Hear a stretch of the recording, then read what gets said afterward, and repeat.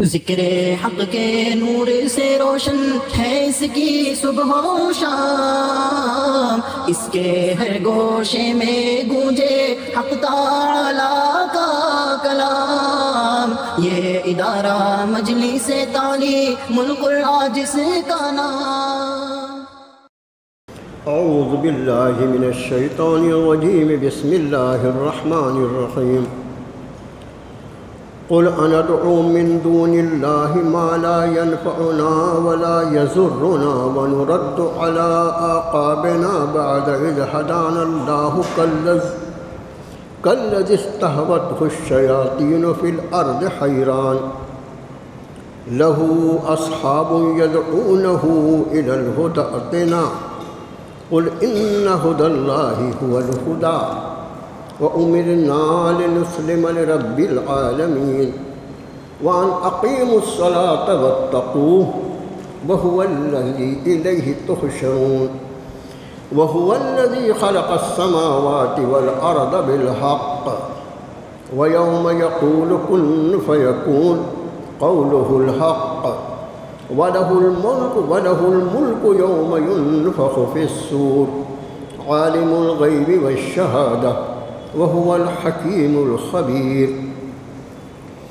وإذ قال إبراهيم لأبيه آزر أتتخذ أصناما آلهة إني أراك وقومك في ضلال مبين وكذلك نري إبراهيم ملكوت السماوات والأرض وليكون من الموقنين فلما جن عليه الليل رأى كوكبا قال هذا ربي فلما أفل قال لا أحب الآفلين فلما رأى القمر بازغا قال هذا ربي فلما أفل قال لئن لم يهدني ربي لأكونن من القوم الضالين فلما رأى الشمس بازغة قال هذا ربي هذا أكبر فلما أفلت قال يا قوم إني بريء مما تشركون إني وجهت وجهي للذي فطر السماوات والأرض حنيفا وما أنا من المشركين وحاجه قومه قال أتحاجوني في الله وقد هدان ولا أخاف ما تشركون به إلا أن يشاء ربي شيئا وسع ربي كل شيء علما أفلا تتذكرون وكيف أخاف ما أشركتم ولا تخافون أنكم أشركتم بالله ما لم ينزل به عليكم سلطانا فأي الفريقين أحق بالأمن إن كنتم تعلمون الذين آمنوا ولم يلبسوا إيمانهم بظلم أولئك لهم الأمن وهم مهتدون صدق اللہ العظیم۔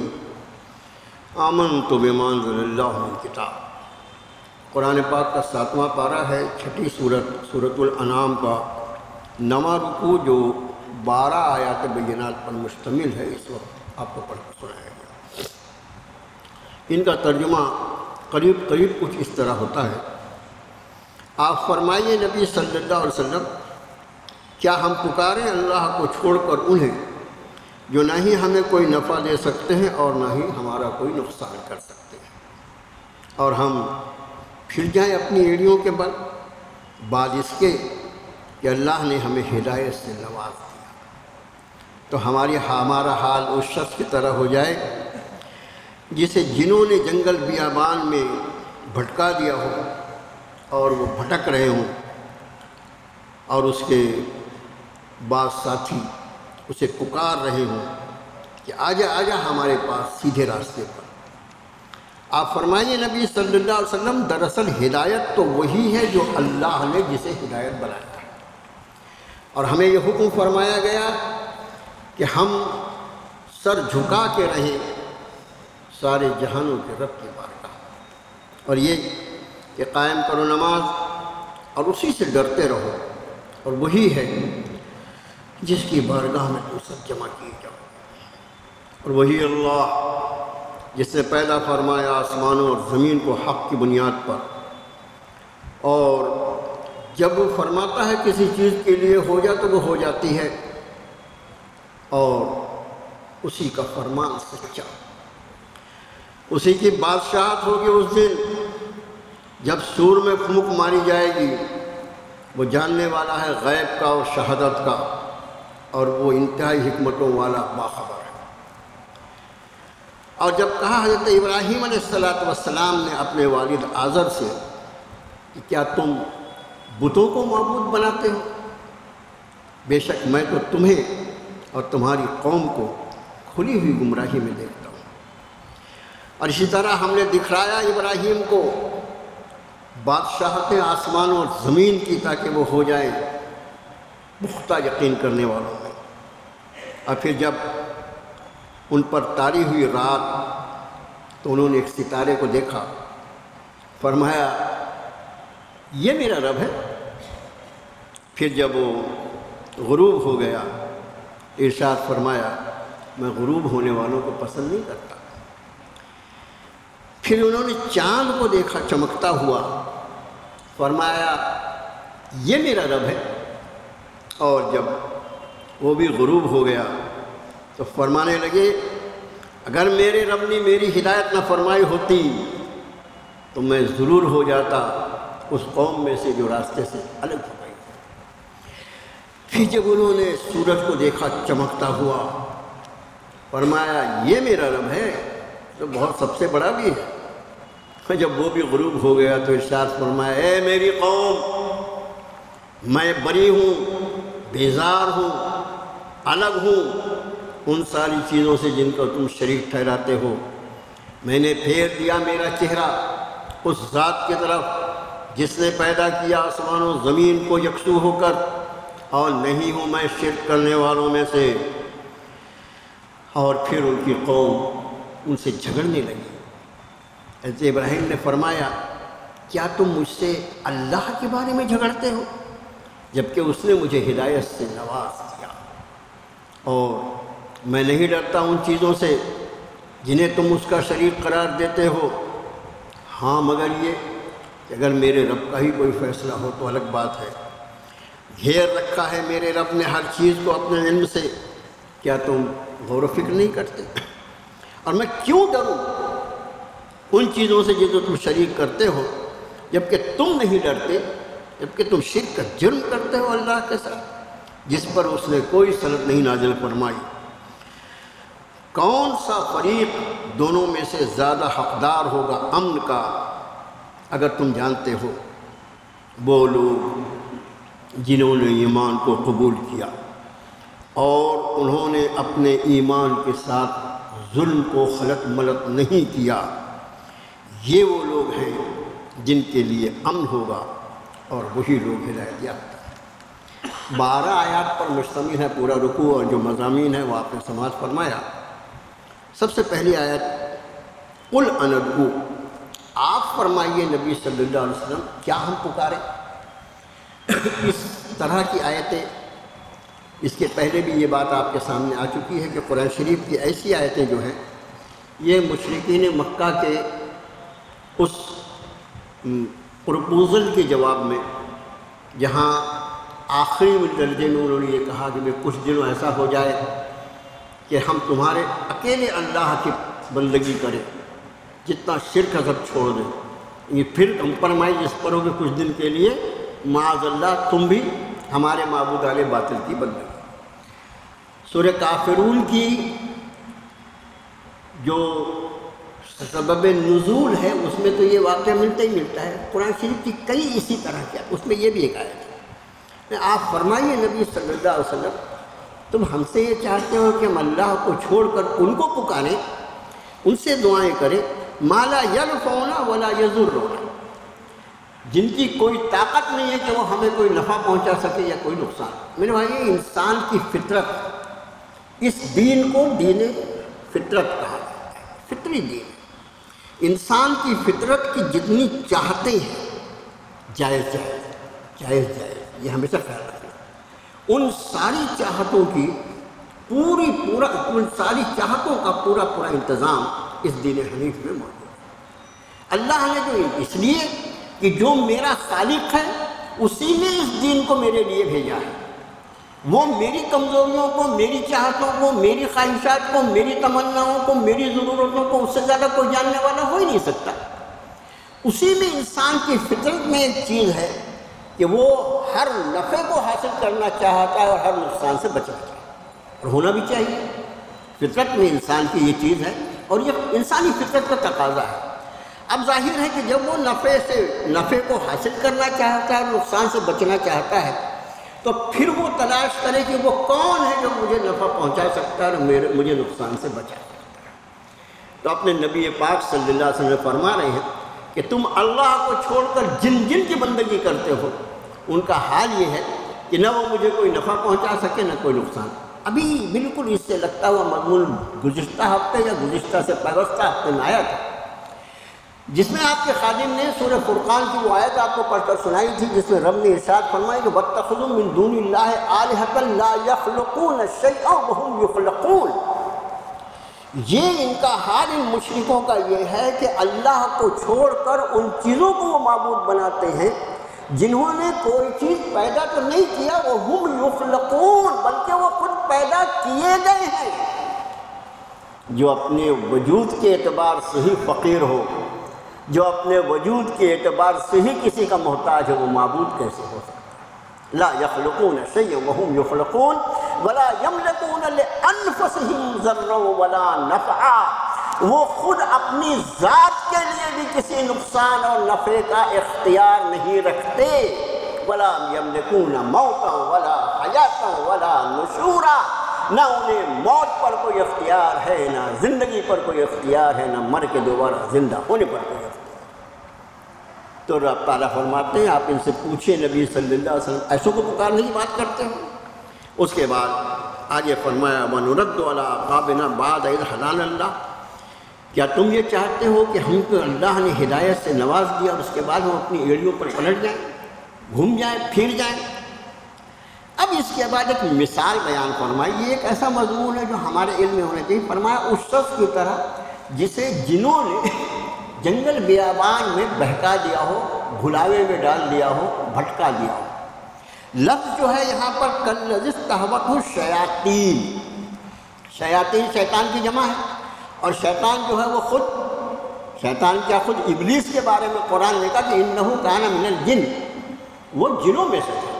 کان من الجن ففسق، انہ نہیں، کان من الجن ففسق عن ربہ، وہ جنوں میں سے تھا، اس نے اپنے رب کے احکام کو توڑ دیا۔ تو شیاطین جو ہوتے ہیں، شیطنت جو ہے وہ ایک صفت ہے، یہ خیال رکھیں، شیطنت ایک صفت ہے، اور وہ صفت یہ ہے کہ اللہ کے راستے سے ہٹا کر، اللہ کے نبی محترم صلی اللہ علیہ وآلہ وسلم کے مقدس طریقے سے ہٹا کر آدمی کو کسی اور راستے پر ڈالنا، کسی اور راستے پر ڈال دینا۔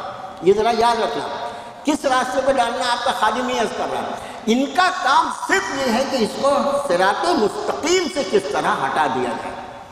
شیطنت ایک صفت ہے، اور اس صفت کا تذکرہ قرآن پاک میں جہاں پر ہے ذرا وہ اس مضمون کو دیکھیے۔ فرمایا وَكَذَلِكَ جَعَلْنَا لِكُلِّ نَبِيٍّ عَدُوًّا شَيَاطِينَ الْإِنسِ وَالْجِنِّ يُوحِي بَعْضُهُمْ إِلَىٰ بَعْضٍ زُخْرُفَ الْقَوْلِ غُرُورًا۔ ہم نے ہر نبی کی دشمنی میں شیطانوں کو پایا، اور وہ کیا کرتے تھے؟ وہ شیطان کہاں تھے؟ من الانس والجن، یہ شیاطین انسانوں میں سے بھی اور جناتوں میں سے بھی۔ ذرا یہ مضمون ذرا خیال رکھو، جس نے قرآن پڑھا اسی کو یہ بات معلوم ہوگی کہ شیطنت کی صفت اگر انسان میں پیدا ہو جائے تو رب تعالیٰ فرمانا ہے من الانس والجن یوحی بعضهم الی بعض زخرف القول غرورا، ایک دوسرے کو چکنی چوپڑی بات کہہ کے حق بات سے پھسلا دیتے ہیں۔ مطلب شیطنت کیا صفت ہے؟ اللہ اللہ کے اور اس کے رسول کے راستے سے ہٹانے کا نام شیطنت ہے۔ اگر یہ صفت انسان میں پائی جاتی ہو تو انسان بھی اسی درجے میں جائے گا، اور اگر یہ جناتوں میں پائی جاتی ہے تو جناتوں میں بھی یہ ہے۔ اب اسی آیت شریفہ کی تشریح آپ دیکھیے، بالکل آخری صورت شریفہ جو قرآن پاک کی ہے، الذی یوسوس فی صدور الناس، الذی یوسوس فی صدور الناس، وہ جو لوگوں کے دلوں میں وسوسے ڈالتا ہے، من الجنۃ والناس، وہ چاہے جنوں میں سے ہو یا انسان ہو۔ قرآن کا کمال یہ ہے کہ قرآن کی ایک آیت دوسری آیت کی تفسیر کرتی ہے۔ تفسیر قرآن جو سب سے پہلے قرآن کی تفسیر قرآن سے، تو یہاں رب نے فرمایا جیسے کسی کو بیابان میں جنوں نے یا شیطانوں نے بہکا دیا ہو۔ ایسے واقعات ہوتے تھے اس وقت، تو ان کے سفر صحرا میں ہوتے تھے اور جنگلات میں ہوتے تھے۔ آج کل تو اللہ پاک نے جو سہولتیں عطا فرمائی ہیں، اکثر و بیشتر آپ کا خادم عرض کرتا ہے کہ جو سہولتیں تاج محل کے بنانے والے شاہجہاں کو نہیں میسر تھیں، اللہ نے وہ سہولتیں آج کے فقیر کو دی۔ آپ سمجھیں، وہ فقیر، اور یہ یاد رکھو وَأَمَّا بِنِعْمَتِ رَبِّكَ فَحَدِّثْ، اللہ کی نعمتوں کی تحدیث کرو، اس کے بارے میں سوال کیا جائے گا۔ اب اس وقت کے جو اسفار سے ویسے تھے، آج کے اسفار میں بھی یہ ہوتا ہے کہ کبھی کبھی آدمی راستہ بھٹک جاتا ہے، راستہ بھٹک جاتا ہے۔ اب عام طور سے کیسے راستہ بھٹکتا ہے؟ آج کل تو وہ بھی آتے چلا ہے نا، گوگل پہ ڈال دو، لوکیشن دیکھ لو، اور آئے دن پیپر میں آتا رہتا ہے کہ وہ لوکیشن دیکھ کے گاڑی چلا رہا تھا اور چلاتے چلاتے سیدھا دریا میں جا کر ڈبکی لگا دیا، اس نے پوری کار گر گئی۔ کیا ہوا؟ بولے لوکیشن پہ گاڑی، ایسا ہوتا ہے نا۔ تو یہ لوکیشن جو ہے نا، جو اللہ نے عقل دیا ہے نا، اسی کا صحیح استعمال صحیح ہے۔ کتنے مرتبہ ہوتا ہے لوکیشن۔ لطیفے جیسی بات، میرے بچے 4 ویلر لے کے بامبے سے نکلے۔ اب بامبے الحمدللہ ہمارے جیسا آدمی 50 بار آیا گیا ہوگا، بامبے کا روٹ اپنے کو ٹرین کا بھی معلوم ہے، روڈ کا بھی روٹ۔ اب وہ بچے جو تھے ان سے غلطی یہ ہوئی کہ جب انہوں نے ناسک کو کراس کیا تو بجائے یہ روڈ ناگپور والا پکڑنے کے، انہوں نے وہ روڈ پکڑ لیا جو اورنگ آباد جاتا ہے۔ میں فون پر کانٹیکٹ میں رہا، بیٹا کہاں پہنچے؟ اب یہاں سے وہ اورنگ آباد اتنے کلو، میں نے اورنگ آباد کیوں جا رہا بھائی؟ تو اس کو ناگپور آنا نا، اورنگ آباد کہاں جا رہا؟ نہیں بولے وہ لوکیشن، میں نے لوکیشن کو گولی مار بھیا مت ایسا کر۔ لیکن ہوا یہ کہ وہ لوکیشن میں بیچارے ناگپور آنے کے بدلے اورنگ آباد گئے اور اورنگ آباد سے ناگپور آئے۔ تو ہم یہ عرض کر رہے تھے کہ راستہ بھٹک جانا یہ کل بھی ہوتا تھا اور آج بھی ہوتا ہے، اور اس کی مختلف وجوہات میں سے ایک وجہ یہ ہوتی ہے جو قرآن نے یہاں بیان فرمایا کہ کالذی استہوتہ الشیاطین فی الارض حیران، ان کو شیطانوں نے زمین میں بھٹکا دیا ہے۔ اس مختلف وجوہات ہیں، اس میں ایک اثر یہ ہے۔ اللہ کے رسول صلی اللہ علیہ وسلم نے اس کا علاج بتایا حدیث شریف میں۔ آپ نے فرمایا جب کبھی جنگل بیابان میں تم راستہ بھٹک جاؤ تو اس وقت تم میں سے کوئی ایک شخص کھڑا ہو کر اذان دینا شروع کرے۔ اذان میں اللہ نے وہ طاقت رکھی ہے کہ اذان کی آواز جہاں تک جاتی ہے شیطان اتنے ایریے کو چھوڑ کر بھاگ جاتا ہے۔ یہ جنہوں نے ابھی اذانوں پر پابندی لگائی نا، لاؤڈ اسپیکر مت لگاؤ، فلانا کرو، یہ مردود کیا جانا کہ اذان کیا ہے۔ تو آپ صلی اللہ علیہ وسلم نے فرمایا چونکہ یہ شیطان کے اثر سے اس نے تجھ کو بھٹکا دیا ہے۔ اچھا، انسان کو خاص طور سے مومنوں کو پریشان حال دیکھ کے اس کو بہت اچھا لگتا ہے، تو اس نے بھٹکا دیا۔ سرکار نے فرمایا اذان دو، اور جب تم اذان دو گے تو ظاہر ہے کہ وہ بھاگ جائے گا، اور جب وہ بھاگ جائے گا تو اس کے اثرات بھی تم پر جو مرتب ہوئے وہ ختم ہو جائیں گے، اور انشاءاللہ اللہ کی طرف سے تمہاری رہنمائی فرمائی جائے گی، تمہیں سیدھا راستہ دکھائی دے گا۔ یہ ایک حدیث سے بھی اس کی دلالت ہے۔ اب اس کے بعد فرمایا قل ان ھدی اللہ ھو، آپ فرمائیے نبی صلی اللہ علیہ وسلم بے شک اللہ کی ہدایت وہی ہدایت ہے، جو راستہ اللہ نے ہمارے لیے طے فرما دیا وہی ہدایت۔ اب سوال یہ پیدا ہوتا ہے میرے بھائیوں، اتنے سارے طریقے زندگی دنیا میں پائے جاتے ہیں، اور ہر مذہب کا ماننے والا وہ یہ کہتا ہے میں ٹھیک ہوں، میں حق پر ہوں۔ فیصلہ کیسے ہو؟ فیصلہ یہ ہو کہ بھی جس اللہ نے مجھے پیدا کیا اسی کو یہ حق ہے نا کہ وہ مجھے بتائے زندگی کیسے گزارنی ہے۔ کہ جس کے پاس وہ دین ہو جو اللہ کا بھیجا ہوا دین ہو وہ حق پر ہوگا، اور اس کے بعد جتنے ادیان باطلہ ہوں گے وہ سب کے سب باطل ہوں گے۔ اور اسی بات کو قرآن نے فرمایا والذی ارسل رسولہ بالہدی ودین الحق لیظہرہ علی الدین کلہ وکفی باللہ شہیدا۔ وہی اللہ جس نے اپنے رسول صلی اللہ علیہ وسلم کو ہدایت اور دین حق کے ساتھ دین حق کے ساتھ یہ دین حق کا لفظ جو ہے یہ بتا رہا ہے کہ اس طریقہ زندگی کے علاوہ جتنے طریقے زندگی ہو گئے، زندگی گزارنا کمال نہیں ہے، زندگی تو کتا بھی گزار لیتا ہے۔ کیا بات ہے، زندگی ایسی گزاری جائے جو اس مالک کے رضا کے مطابق ہو جس نے مجھے پیدا کیا، وہ زندگی تو فرمایا تاکہ اس دین حق کو اللہ تعالیٰ سارے ادیان باطلہ پر غلبہ عطا فرما دے، وکفی باللہ، اس پر اللہ کی گواہی کافی ہے۔ اب ارشاد فرمایا وَأُمِرْنَا لِنُسْلِمَ لِرَبِّ الْعَالَمِينَ، ہمیں یہ حکم دیا گیا ہے کہ ہم سارے جہانوں کے رب کے سامنے اپنا سر جھکا کے رکھیں، اور یہ کہ نماز قائم کرو اور اس سے ڈرتے رہو اور اسی کی طرف تم جمع کیے جاؤ۔ وہی اللہ ہے جس نے آسمان و زمین کو حق کے ساتھ پیدا کیا۔ وَيَوْمَ يَقُولُ كُنْ فَيَكُونُ، دیکھو یہ عربی زبان، ہمارے مولانا بھی بیٹھے ہیں ماشاءاللہ، قاسمی عالم ہیں یہ، اور ظاہر ہے مجھ سے بہت زیادہ ان کا علم ہوگی، جہاں دیوبند میں جو آدمی پڑھا ہو، ہم تو جز وقتی لوگ ہیں، یہ تو فل ٹائم والے ہیں۔ تو عربی زبان کی گرامر میں ایک گرامر کے ایک ٹرم مضارع کہلاتا ہے۔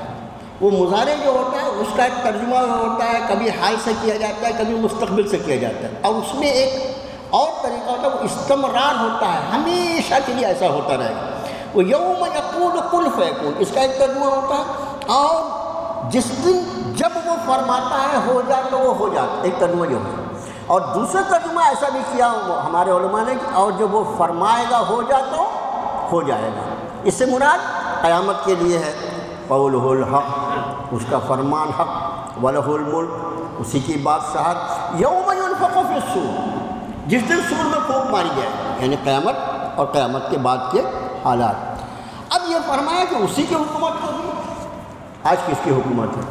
آج بھی حکومت اسی کی ہے، آج بھی حکومت اسی کی ہے، لیکن اس انسان کو اس دنیا میں پیدا فرما کر، اس انسان کو اس دنیا میں پیدا فرمایا کیوں؟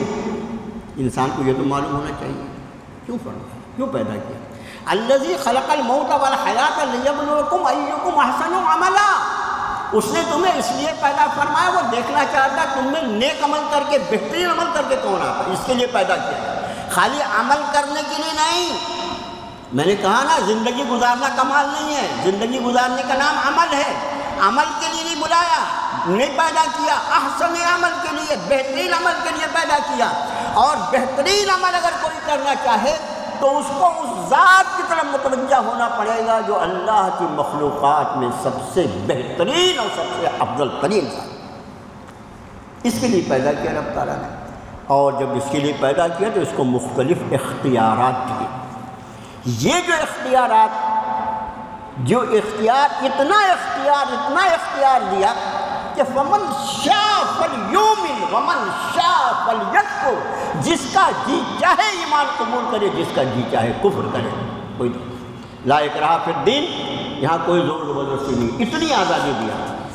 یہ جتنے اختیارات دیے گئے ہیں یہ سارے اختیارات سلب کر دیے جائیں، یہ سارے اختیارات، اس پر آج جو اس کو اتنا غرور ہے، گھمنڈ ہے، دیکھ رہے ہیں نا ظالموں کو، ظالم حکمرانوں کے الفاظ کو دیکھو، یعنی سن کے ایسا لگتا ہے کہ یہ تو اللہ کی ذات حلیم ہے، وہ برداشت کرنے والا ہے، اسی کی شان ہے، ورنہ ایسے بے تکے الفاظ ایسا لگتا ہے کہ اس پر آسمان ٹوٹ کے گر پڑے گا۔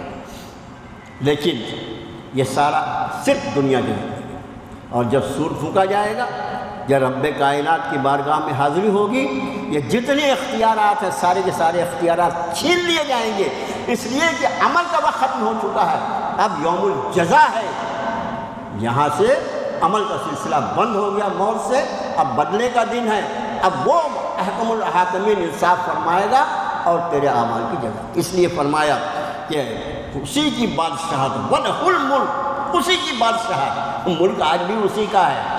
ابھی کچھ اختیارات دیے ہیں، اور ان اختیارات میں مومن جو ہے ان کا صحیح استعمال کر کے ان اختیارات کو اپنے رب کو راضی کرنے کا ذریعہ بنا لیتا ہے، اور غیر مومن انہی اختیارات کو غلط استعمال کر کے اپنے رب کو مزید ناراض کر دینے کا ذریعہ۔ اب آگے جو ہے فرمایا کہ وَإِذْ قَالَ ابراہیم ہے، تو ابراہیم علیہ السلام کا تذکرہ ہے، اور ایک بہت باریک نقطہ جس پر مفسرین نے بہت تفصیلی بات کی ہے۔ اللہ کرے کہ چند منٹوں میں اللہ تعالیٰ کوئی ایسی بات اپنے خود سے کہلا دے جو آپ کے سامنے واضح ہو سکے۔ پہلی آیت ہے کہ وَإِذْ قَالَ ابراہیم لِأَبِيهِ آزَرَ أَتَتَّخِذُ أَصْنَامًا آلِهَةً، جب حضرت ابراہیم علیہ السلام نے اپنے والد آزر سے کہا کہ کیا تم ان بتوں کو اپنا معبود مانتے ہو؟ پہلی بحث یہ کہ یہ آزر جو ہے یہ حضرت ابراہیم علیہ السلام کے والد کا نام ہے یا چچا کا نام ہے، اس پر مفسرین کی الگ الگ رائے ہے۔ تورات میں حضرت ابراہیم علیہ السلام کے والد کا نام تارح آیا ہے، لیکن ہمارے پاس خود ایک مثال ایسی موجود ہے۔ حضرت یعقوب علیہ نبی علیہ السلام کی ذات عالی جو ہے ان کا نام قرآن میں یعقوب بھی آیا اور اسرائیل بھی آیا ہے، خود حضرت یعقوب کے دو نام آئے ہیں۔ تو جو محتاط مفسرین ہیں انہوں نے یہ لکھا کہ حضرت ابراہیم کے والد کے اس وقت اس کا عام دستور تھا، ایک کے بدلے دو نام بھی ہوتے تھے، تو شاید یہ بھی ہو سکتا ہے کہ تارح نام بھی ہو اور آزر نام بھی ہو۔ محتاط مفسرین نے یہ لکھا۔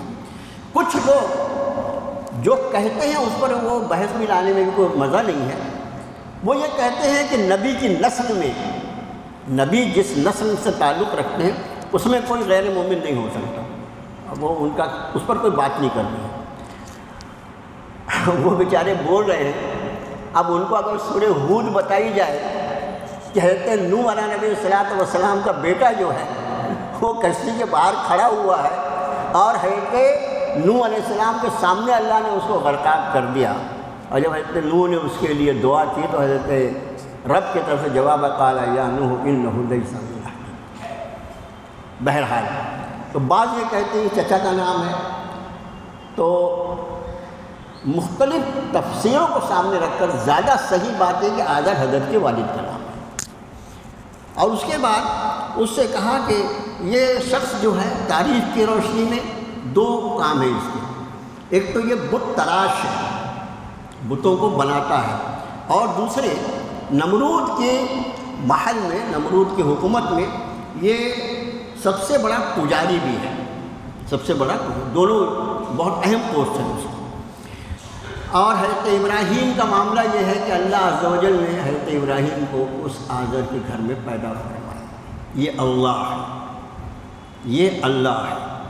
اللہ عز و جل کی جو یہ حکومت ہے، اس حکومت میں ایک خاص بات آپ دیکھیں کہ ان کی تخلیقات جو ہے، ہر تخلیق جو ہے وہ انسان کو حیرت زدہ کر دینے والی ہے۔ میں مثال کے طور پر ایک بات بتاؤں آپ کو کہ ہائیڈروجن گیس جو ہے یہ خود جلتی ہے، آکسیجن گیس جو ہے یہ جلنے میں مدد کرتی ہے، بغیر آکسیجن، اسی وجہ سے جلی ہوئی چیز کو آکسائڈ کہا جاتا ہے۔ ہائیڈروجن جلنے والی گیس ہے، آکسیجن جلنے میں مدد کرنے والی گیس ہے، اور ان دونوں کو ملا کر اللہ نے جو پانی بنایا وہ جلتی ہوئی چیز کو بجھا دینے والا ہے۔ یہ اللہ ہے۔ اللہ، اس کو اللہ کہا جاتا ہے جو جلنے اور جلانے والی چیز کو ملا کر بجھانے والی چیز بناتا ہے، اللہ ہے۔ حضرت ابراہیم کو پیدا کیا آزر کے گھر میں۔ حضرت ابراہیم نے سب سے پہلے اپنے والد کو دعوت دی کہ اتتخذ اصناما آلہۃ، یہ بتوں کو آپ اپنا معبود بناتے ہیں، انی اراک وقومک فی ضلال مبین، میں تمہیں اور تمہارے پوری قوم کو کھلی گمراہی میں دیکھتا ہوں۔ ہوا یہ کہ باپ نے کوئی بات مانی نہیں، اور وہ ساری تفصیلات آپ کے سامنے الحمدللہ۔ حضرت ابراہیم علیہ السلام کے واقعات جو ہیں قرآن شریف نے حضرت موسیٰ علیہ السلام کے بعد سب سے زیادہ جس کے واقعات بیان کیے حضرت ابراہیم کے ہیں، اور اس کی وجہ یہ ہے کہ اہل مکہ نسلی طور پر بھی حضرت ابراہیم علیہ السلام سے تعلق رکھتے تھے، نسلی اعتبار سے، اور دوسرے تینوں اہل کتاب، دنیا کے تینوں اہل کتاب، وہ چاہے تورات والے ہوں، انجیل والے ہوں، یا اصل اہل کتاب قرآن والے، اس لیے کہ تورات انجیل کا وجود ہی نہیں رہ گیا تو وہ کائے کہ اہل کتاب رہ گئے، لیکن اب اہل کتاب ہم بولتے ہیں ان کو۔ اصل اہل کتاب آج اللہ کی زمین پر کوئی ہے تو وہ ہے جس کے پاس اللہ کی اوریجنل کتاب قرآن موجود ہے۔ تو آج تینوں اہل کتاب جو ہے حضرت ابراہیم علیہ السلام کے اسم مبارک پر متفق ہیں، اور آپ کی عظمت تینوں کے نزدیک مسلم ہے، تینوں کا ادب اور احترام ہے۔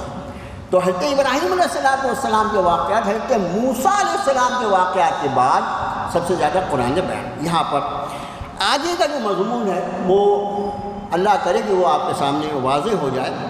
فرمایا اسی طرح ہم نے حضرت ابراہیم کو آسمان و زمین کی بادشاہت دکھائی۔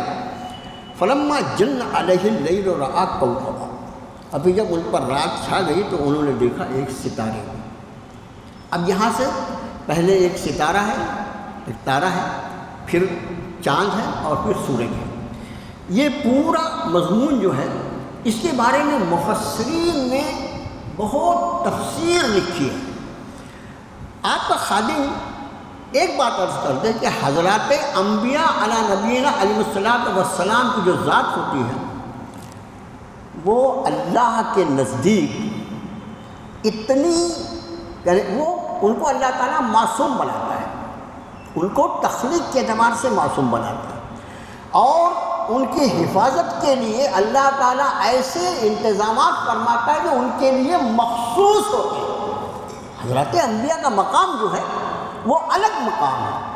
تو سارے کے سارے انبیاء ہر طرح کے گناہ سے اللہ تعالیٰ ان کو بچا کر رکھتا ہے، یہاں تک کہ ظاہر ہے کہ نبوت کا اعلان جو ہوگا وہ ایک عمر میں ہوگا، خاص عمر میں۔ عموماً مفسرین فرماتے کہ عموماً 2-3 واقعات کو چھوڑ کر عموماً یہ ہوا کہ 40 سال کی عمر مبارک ہوتی ہے وہ نبوت کا اعلان اللہ کی طرف سے کیا جاتا ہے۔ لیکن اعلان نبوت کے پہلے بھی، اس لیے کہ اللہ کی لکھی ہوئی تقدیر میں تو وہ اللہ کے نبی ہیں نا، اعلان نبوت کے پہلے بھی اللہ تعالیٰ ان کو غیب سے محفوظ رکھتے ہیں، یہ غیبی انتظام۔ اور تفسیر قرآن کا ایک بنیادی اصول ہے کہ پورے قرآن میں مضامین میں کہیں بھی ٹکراؤ نہیں ہے۔ تفسیر قرآن کا بنیادی مضمون یہ عنوان ہے کہ پورے قرآن میں مضامین کا کہیں بھی ٹکراؤ نہیں ہے۔ اگر ہمیں کہیں خدا نہ خواستہ کوئی ٹکراؤ دکھائی دیتا ہے تو یہ ہمارا جھول ہے، ہمارے علم کی کمی ہے، ہماری عقل کی کمی ہے، اس کا ہمیں علاج کرنا چاہیے۔ آپ سمجھ گئے؟ حضرت ابراہیم کے بارے میں فرمایا وَاذْكُرْ فِي الْكِتَابِ إِبْرَاهِيمَ إِنَّهُ كَانَ صِدِّيقًا نَبِيًّا، اے نبی صلی اللہ علیہ وسلم اس کتاب میں ابراہیم کا تذکرہ کیجیے، وہ انتہائی سچے نبی تھے۔ حالانکہ ہر نبی سچا ہوتا ہے، لیکن ان کی خاص تعریف فرمایا رب تعالیٰ نے انہو کان صدیقا نبیا، بے شک وہ انتہائی سچے نبی تھے۔ اب یہاں پر اب یہ باتیں ذہن میں رکھیں اور آگے کا مضمون سنیں۔ فلما جن علیہ اللیل رأى کوكبا، ابھی جب ان پر رات طاری ہوئی تو انہوں نے ایک ستارے کو دیکھا۔ قال ھذا ربی، لفظی ترجمہ اس کا ہوتا ہے فرمایا یہ میرا رب ہے۔ ربی کا مطلب ہوتا ہے میرا، ای جو ہے یہ عربی زبان میں میرا رب۔ لفظی ترجمہ اس کا ہوتا ہے یہ میرا، کہا یہ میرا رب ہے، لفظی ترجمہ۔ میں نے اس کا ترجمہ کیسے کیا؟ کہا یہ میرا رب ہے۔ ہمارا یہ انداز بولنے کا غلط ہے کیا؟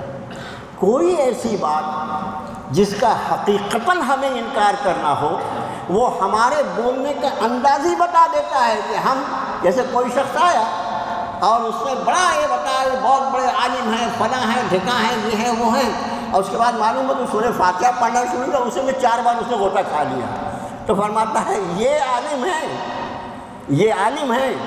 اس کا مطلب اسی کو علم کہا جاتا ہے کیا؟ تو یہ ایک طریقہ تھا قال ھذا ربی، فرمایا یہ میرا رب ہے۔ اس لیے کہ اس قوم میں جہاں حضرت ابراہیم علیہ السلام کو رب تعالیٰ نے مبعوث فرمایا تھا ان میں 2 بیماریاں تھیں، ایک تو وہ بت پرست تھے اور دوسرے ستارہ پرست تھے۔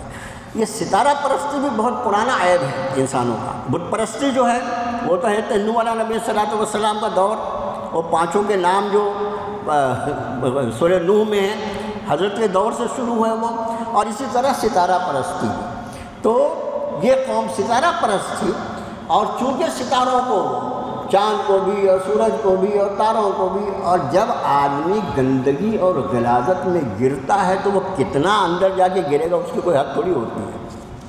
تو اپنی قوم کو یہ بتانے کے لیے ان سے پوچھا ھذا ربی، یہ میرا رب ہے، ایک۔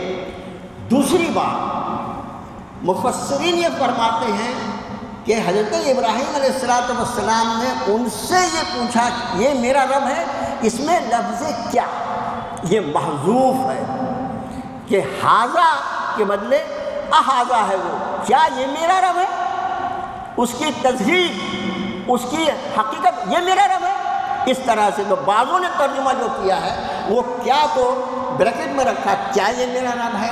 تیسری بات، کوئی ایسی چیز جو ممکن ہی نہ ہو لیکن اگر اس کو فرض کر لیا جائے تو اس کے لیے استعمال ہوتا ہے، ہم اردو میں بولتے ہیں بفرض محال، حالانکہ یہ ممکن نہیں ہے لیکن اس کے بعد بھی فرض کر لیا جائے تو بفرض محال یہ کہا جاتا ہے۔ اور قرآن میں خود اس کی مثال موجود ہے، قرآن میں خود اس کی مثال موجود ہے، اور وہ یہ ہے کہ اپنے نبی پاک صلی اللہ علیہ وسلم سے فرمایا قل، اے نبی صلی اللہ علیہ وسلم فرمائیے، ان کان للرحمن ولد،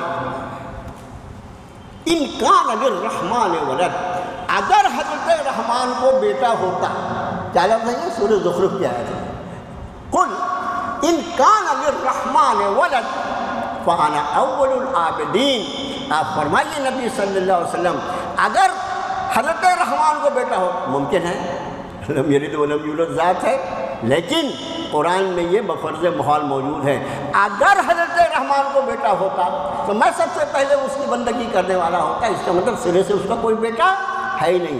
اس لیے بعض نے اس کا ترجمہ قال ھذا ربی کا ترجمہ پھیلا کر کیا ہے کہ اگر تمہارے کہنے کے مطابق یہ میرا رب ہے، اگر تمہارے خیال کے مطابق یہ میرا رب ہے۔ اور اس کے بعد فرمایا جب وہ غروب ہو گیا ستارہ تو غروب ہو جائے گا، فرمایا لا احب الآفلین، غروب ہونے والے کو میں پسند نہیں کرتا۔ پھر یہ ہوا کہ چاند چمکتا ہوا دکھائی دیا، پھر وہی سوال کہ تمہارے کہنے کے مطابق یہ میرا رب ہے، تمہارے کہنے کے مطابق یہ میرا رب ہے۔ اور وہ بھی جب چلا گیا چاند بھی تو فرمایا لئن لم یہدنی ربی لأکونن من القوم الضالین، اگر میرے رب نے میری رہنمائی نہ فرمائی ہوتی تو یقینی طور پر میں تو راہ سے بھٹکے لوگوں میں ہو جاتا۔ یہ خوب سمجھ لو، ہدایت اللہ کی عطا و بخشش میں سب سے بڑی عنایت اور سب سے بڑی دولت ہے، اور یہ ہدایت اس کے پہلے بھی آپ کے خادم نے یہ عرض کیا ہے کہ ہدایت سر تا سر اللہ کے دست قدرت میں ہے، وہ جس کو چاہے اسے ہدایت دے اور جس کو چاہے ہدایت سے محروم کر دے۔ اپنے نبی کے چچا ابی طالب کی موت پر نبی کریم صلی اللہ علیہ وسلم کی تعریف قلب کے لیے آیت نازل فرمائی انک لا تہدی من احببت ولکن اللہ یہدی من یشاء وہو اعلم بالمہتدین۔ اے نبی صلی اللہ علیہ وسلم آپ جس کو چاہیں اس کو ہدایت آپ نہیں دے سکتے، ہدایت اس کو دی جائے گی جس کو اللہ ہدایت دینا چاہے۔ یہی آذر جس کا تذکرہ یہاں پر ہوا، اس آذر کو اللہ نے اس کے جسم سے اللہ نے اپنے خلیل کو پیدا تو کر دیا، لیکن اس آذر کو اللہ نے ہدایت سے محروم رکھا۔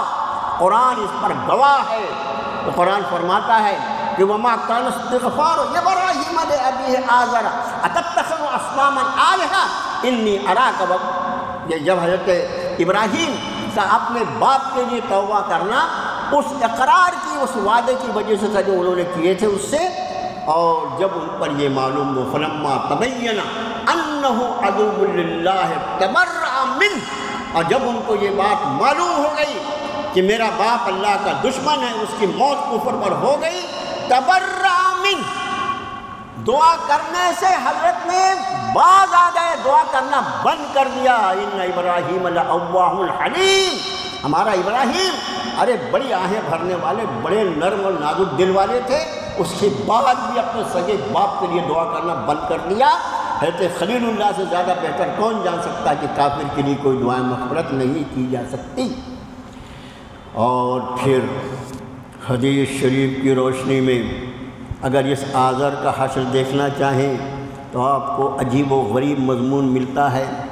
آذر وہاں لوگ ایک دوسرے کو جان پہچان رہے ہوں، اگر پہچان نہ ہو تو پھر انصاف کیا ہو۔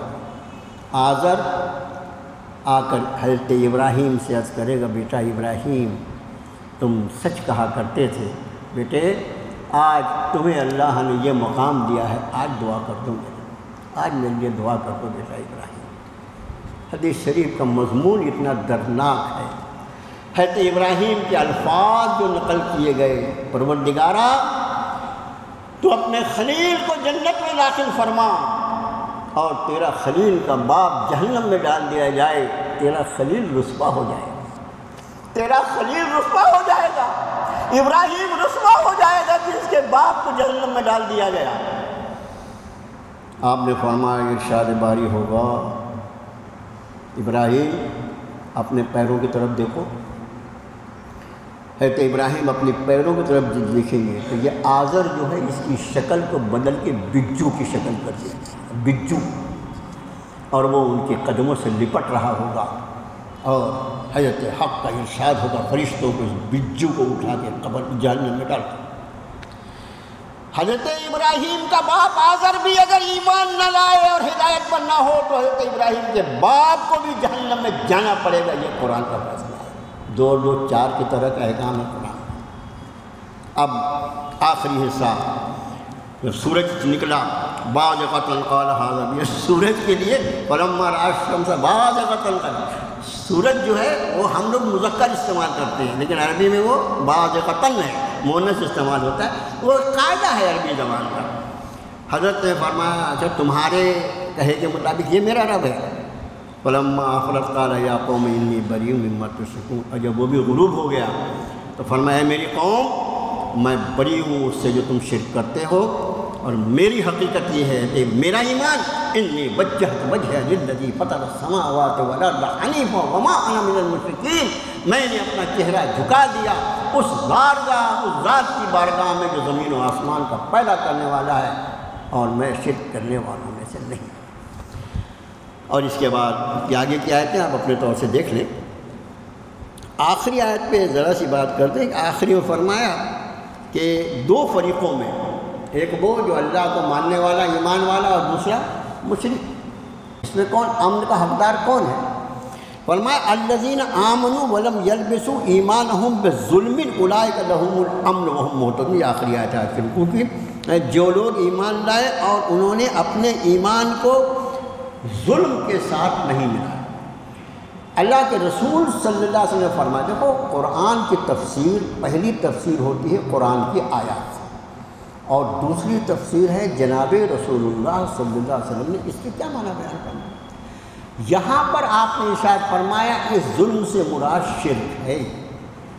اس کا معنی کہ جس نے ایمان لایا ولم یلبسوا ایمانہم بظلم، اور اپنے ایمان لانے کے بعد کسی بھی طرح کے شرک سے بچا رہا، شرک کی جتنی قسمیں ہیں ان ساری اقسام سے وہ اپنے آپ کو بچا کے رکھے، اولئک لہم الامن، یہ لوگ امن ہوگا۔ امن چاہتے ہو حشر کے میدان میں، اپنے آپ کو شرک کی ہر چھوٹی بڑی قسم سے بچا کے رکھو۔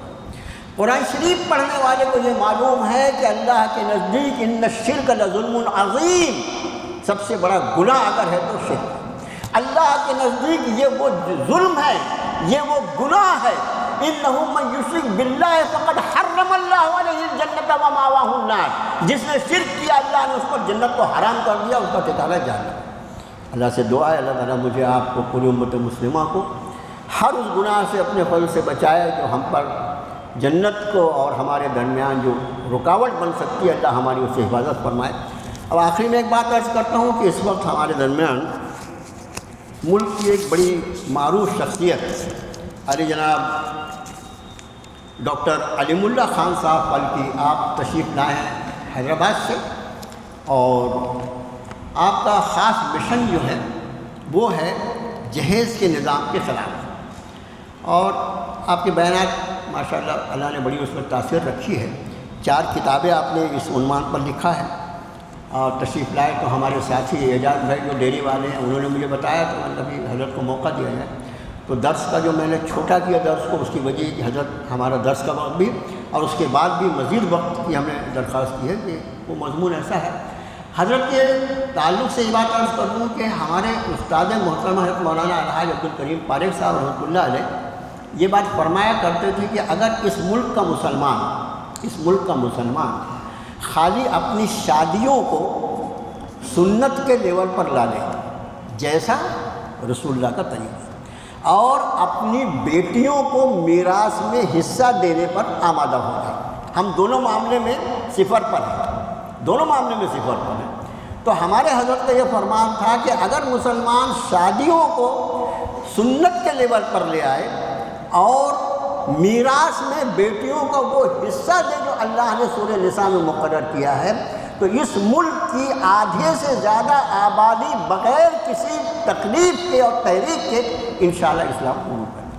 لوگوں کے اسلام قبول کرنے میں سب سے بڑی رکاوٹ ہم بنے ہوئے ہیں، اس لیے کہ ہم جس دین پر عمل کر رہے ہیں وہ ہمارا آبائی دین ہے، ہمارے باپ دادا کا دین ہے، اور جو کتاب و سنت کا دین ہے اس پر عمل اگر ہم کرنے لگے تو ہمارے دین پر عمل کرنا لوگوں کے لیے تبلیغ دین کا ذریعہ بنے.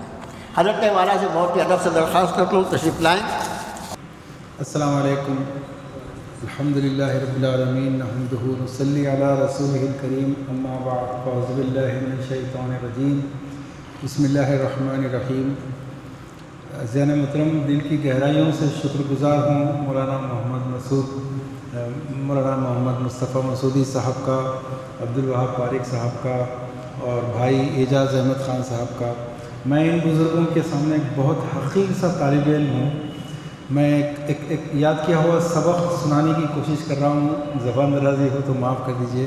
میرے دوستو، جو موضوع آپ کے سامنے ابھی ذکر کیا گیا ہے، مجھے معلوم ہے اس موضوع کے ساتھ ہی آپ کے ذہن میں ایک ویڈیو یا آڈیو کیسٹ چلنی شروع ہو جاتی ہے کہ اب یہ بولیں گے. ویسا کچھ نہیں بولنا چاہتا ہوں میں جو آپ امیجن کر رہے ہیں.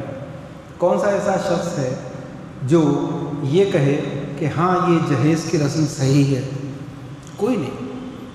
یہ منگنی کی پارٹی، یہ انگیجمنٹ پارٹی، یہ جہیز، یہ ہنڈے کی رقم یا حیدرآباد میں جس کو جوڑے کی رقم کہتے ہیں، اور اس کے بعد یہ بارات کا کھانا، اس دور کی جو سب سے بڑی بدعت ہے یہ بارات کا کھانا، لڑکی کے باپ سے کھانا وصول کرنا، اور اس کے بعد ولیمہ.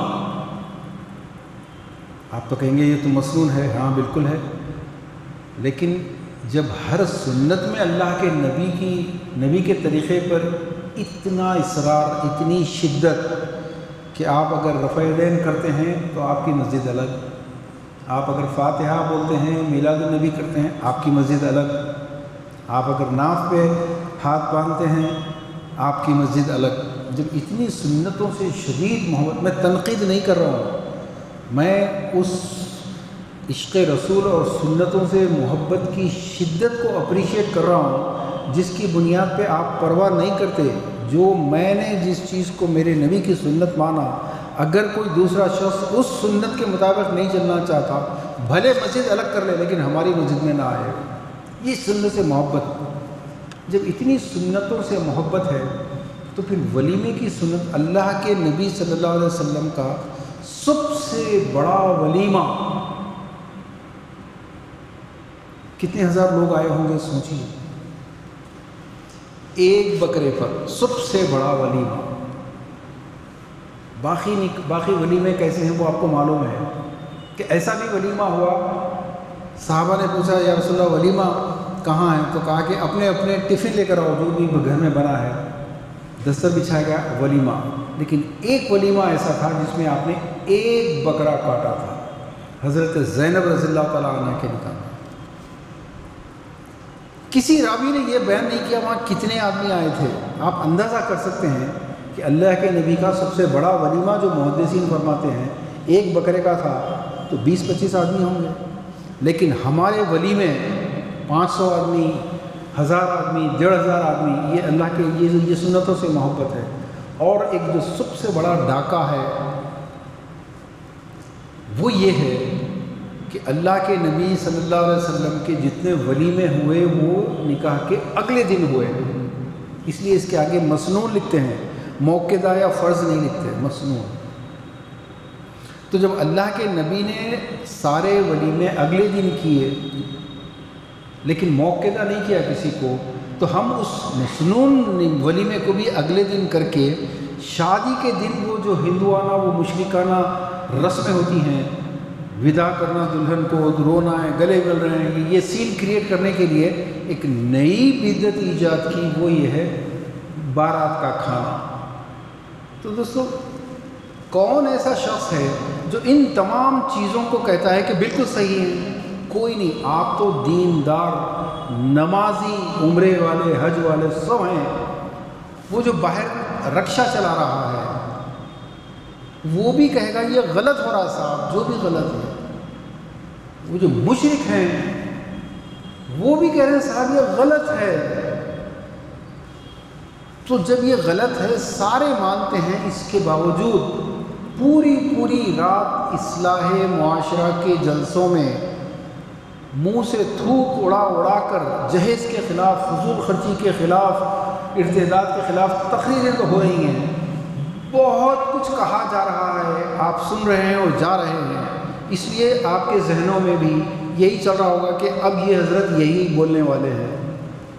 میں ویسا نہیں، میں کچھ اور بات کرنا چاہتا ہوں، بات سلوشن کی۔ بڑے کتابیں، مضامین، خطبے پڑھتے جائیے، اس میں جو لہجہ استعمال کیا جاتا ہے کہ جیسے بچے کو چمکاتے ہیں، بیٹا اچھے بچے نا، گڈ بوائے، پلیز ایسا نہیں کرنا، ہاں یہ لہجہ نہیں چلے گا۔ ہم کو ڈائریکٹ شریعت، جیسے حضرت عمر رضی اللہ عنہ نے نماز چھوڑنے والے کے لیے کہا کہ میں کوڑے لگانا چاہتا ہوں۔ حلالہ کے معاملے میں پتہ چلا کہ کہا کہ اگر مجھے پتہ چلا حلالہ تو میں اس کا سنسار کروا دوں، ایسا کہا، کروا دوں، حکم نہیں دیا، لیکن شدت یہاں تک تھی۔ تو جو اللہ کے نبی کی، اب دیکھیے ایک سوال، میں کچھ سوالات لے کر آیا ہوں، میں چھوٹا سا طالب علم ہوں، میں تو ریکویسٹ کر رہا ہوں کہ اس پہ مجھے اصلاح فرمائیے، مجھے گائیڈ کیجیے آپ لوگ، کہ سنتوں کے معاملے میں اتنی شدت، رفع یدین کے معاملے میں سنت، فاتحہ دینا نہیں دینا یہ بھی پوری شریعت کی بنیاد پر ہو رہا ہے۔ جب وضو کی سنتوں پر اختلاف، ہر چیز کی سنتوں کے معاملے میں بحثیں ہیں، تو پھر نکاح بھی تو سنت ہے۔ دو عمل ایسے ہیں جس کے بارے میں اللہ کے نبی صلی اللہ علیہ وسلم نے فرمایا کہ یہ میری سنت ہے، سنتی، میری سنت۔ ہر سنت کے لیے نہیں کہا آپ نے، جس میں سے دو میں سے ایک ہے نکاح۔ نکاح میری سنت ہے۔ اب یہ طویل بحث ہے علماء کے درمیان کہ نفس نکاح کرنا زندگی میں، اس سے مراد ہے یا جس طریقے سے اللہ کے نبی نے نکاح کیا وہ سنت ہے، ہم یہ بحث نہیں کریں گے، لیکن نکاح اللہ کے رسول کے صلی اللہ علیہ وسلم کے نزدیک اتنی بڑی اہم ہے کہ آپ نے ایمفیسائز کیا۔ دوسری ساری سنتیں ہیں، یہ بھی سنت ہے، بیٹھ کے پانی پینا بھی سنت ہے، سیدھے ہاتھ سے کھانا بھی سنت ہے۔ تو ایک سوال ایک پیدا ہوتا ہے، سب سے بڑی سنت کون سی ہے؟ ہر سنت برابر ہے، نتائج کے اعتبار سے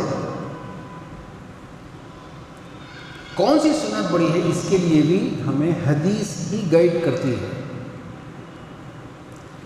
آپ صلی اللہ علیہ وسلم نے فرمایا ایک دور ایسا آئے گا جب میری ایک سنت کو تھامنا، ایک سنت کو پکڑ لینا ہتھیلی میں انگارہ تھامنے کے برابر ہوگا۔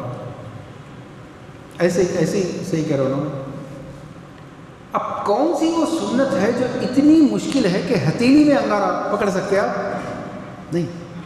کون سی سنت ہے؟ کیا بیٹھ کے پانی پینے میں اتنی مشکل ہے آپ کو؟ ٹوپی پہننے میں مشکل ہے؟ کون سی سنت ہے؟ یہ اپنے اپنے دور میں سوچنے کی ضرورت ہے۔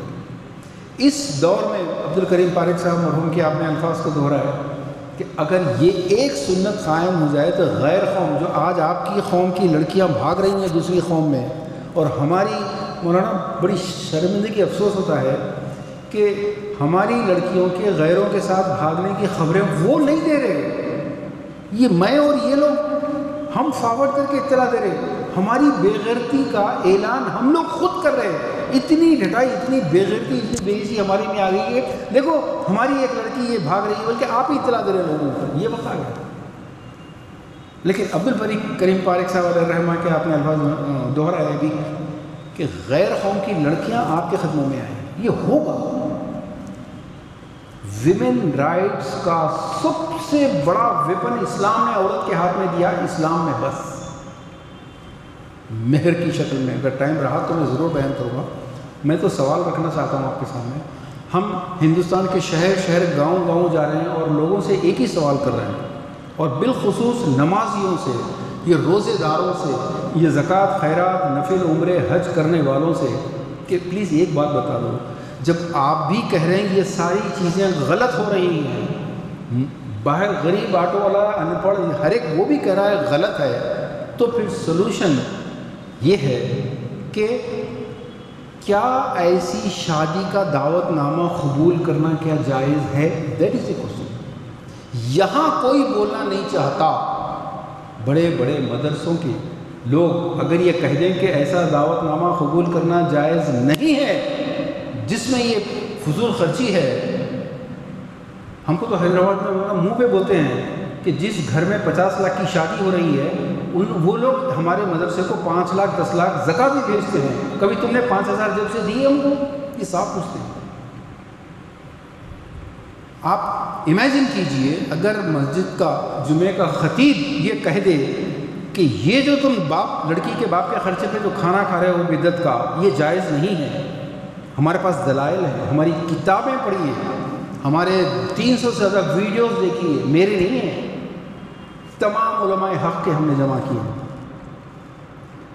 آپ ان کو سنیے، اگر خطیب یہ کہہ دے کہ یہ کھانا جائز نہیں ہے، یہ دعوت نامہ قبول کرنا جائز نہیں ہے، تو پھر اس مسجد کی انتظامی کمیٹی کے صدر صاحب کے بیٹے کی شادی کیسا ہوئی پورا محلہ دیکھا ہے۔ اس محلے کے اس مسجد کی کمیٹی کے معتمد صاحب کی بیٹی کی شادی کیسا ہوئی پورا محلہ دیکھا ہے۔ آپ کے جیسا کوئی نوجوان ذرا مذاق اڑا دے صدر صاحب سے، بولے صدر صاحب سنیں کیا بولے امام خطیب صاحب کیا بولے، پھر وہ بیچارے خطیب کے ساتھ کیا ہوگا؟ اس کی نوکری تو گئی۔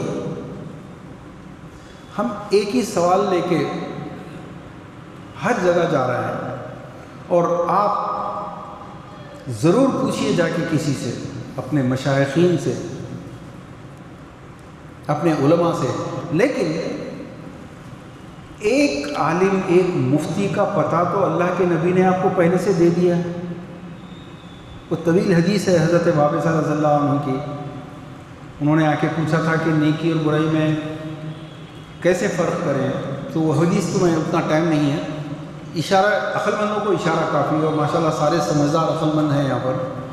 اللہ کے نبی صلی اللہ علیہ وسلم نے فرمایا استفتی بقلبک، یہاں پوچھ، ضمیر بتائے گا، اور ہر انسان کو معلوم ہے وہ پوچھنا کیا چاہ رہا، جا کے عالم صاحب کے سامنے، مفتی صاحب کے سامنے گھما پھرا کے کہ سرکار میں لینا نہیں چاہ رہا ہوں جہیز، لیکن لڑکی والے بہت زبردستی کر رہے ہیں، اصرار کر رہے ہیں، یہ اس طرح کے جھوٹ، ہم اس ملک کے لیڈر کو سب سے بڑا جھوٹا پھیکو بولتے ہیں۔ وہ کون ہے معلوم نا آپ کو؟ اس سے بڑے پھیکو، اس سے بڑے جھوٹے جو یہ ہیں حضرت مجاہد الاسلام قاسمی صاحب کا بھی، میں سعودی میں رہا 35 سال، مولانا عبدالکریم پاریک صاحب، مجاہد الاسلام قاسمی صاحب، اور ایسے جب بزرگ آتے تھے تو جوانی کا عالم تھا، ان کو مکہ لے کے بھاگنا، مدینہ ایک شوق رہتا تھا، تو بڑی خدمت کا موقع ملا۔ تو اس تحریک کے جو روح رواں ہیں سارے، اس میں 2 نام تو بھول ہی نہیں سکتا، ایک ڈاکٹر اسرار احمد جن کی سب سے زیادہ ویڈیوز اسی ٹاپک پہ ہیں، دوسرے مولانا مجاہد الاسلام قاسمی صاحب، اس موضوع پر بہت شدت سے بولتے تھے نوجوانوں کو۔ تو مسجد تعاون جدہ میں بڑی مسجد ہے، وہاں پر ان کا جب ہم نے پروگرام رکھا، دوستو ایک جملہ ان کا لے کے جائیے گھروں کو، وہ یہ کہتے تھے اصل کمینے وہ، یہ لفظ ان کا ہے میرا نہیں ہے، فرماتے تھے اصل کمینے وہ ہیں جو خوشی سے دیتے ہیں اور خوشی سے لیتے ہیں۔ پورا گیم خوشی کا ہے۔ تو سوال یہ ہے ان شادیوں کی وجہ سے کہ میں فقیہ نہیں ہوں جو فتویٰ دوں، لیکن ایک اصول فقہ کا میں جانتا ہوں، میں غلط ہوں تو میری اصلاح فرمائیے، ابو کریم باپ پارک صاحب بھی ہیں، آپ بھی ہیں، کہ فقہا فرماتے ہیں ایسی چیز جو حرام یا حلال ہے یا نہیں ہے اس کے بارے میں شک ہے، لیکن ایسی چیز جس سے کئی دوسرے حرام پیدا ہوتے ہیں وہ چیز بھی حرام ہو جاتی ہے۔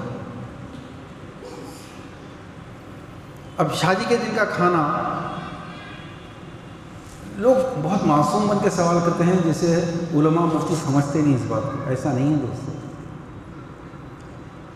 اس موبائل میں کتنی گندگیاں ہیں آپ کو معلوم ہے، وہ حرام ہے یا حلال ہے یہ معلوم ہے، آپ کو معلوم ہے اچھا، لیکن اگر عالم یا مفتی کہے کہ یہ سب سے بڑا فتنہ ہے تو بڑی معصومیت سے سوال کرتے ہیں، قرآن میں کہاں لکھا ہے موبائل حرام ہے؟ یہ تو ماڈرن ٹیکنالوجی ہے نا، آپ لوگ تو نہیں سمجھتے اس ماڈرن ٹیکنالوجی کا تم فائدہ کیا اٹھا رہے ہو؟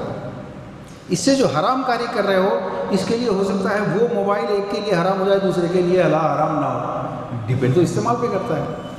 ایسے ہی یہ شادیاں جن کی وجہ سے آپ کی بے شمار بیٹیاں بہنیں غیروں مشرکوں کے نطفے پیدا کرنے پہ مجبور ہیں، صرف شادی کی جہیز نہیں دے سکتی،